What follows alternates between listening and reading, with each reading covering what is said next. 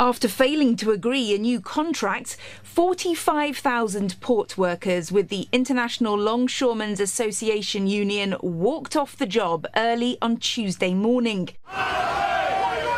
It's their first large-scale industrial action in nearly 50 years.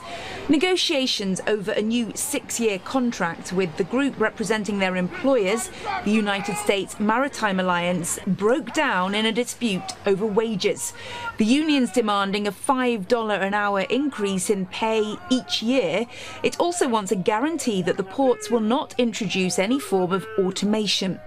The International Longshoremen's Association union said it will stay on the picket lines until its demands are met.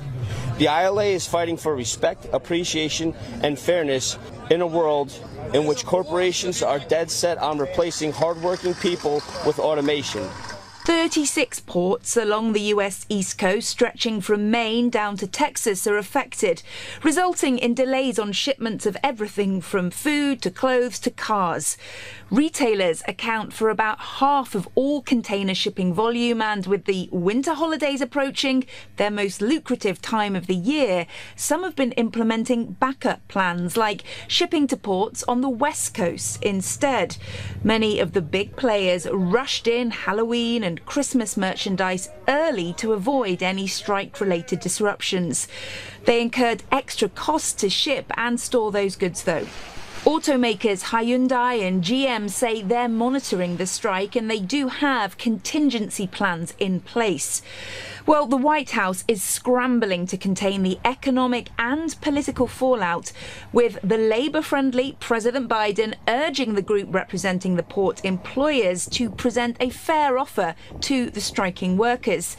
He said that he will not use a federal labour law to break the strike and force workers back on the job, despite pressure from Republicans.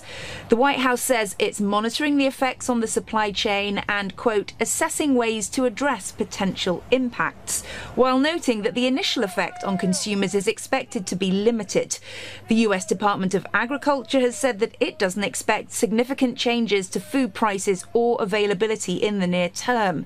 But a stoppage lasting weeks could cost the economy $4.5 billion to $7.5 billion every week, as workers dependent on the ports are furloughed and manufacturers experience delivery delays. That's according to Oxford economics analysts.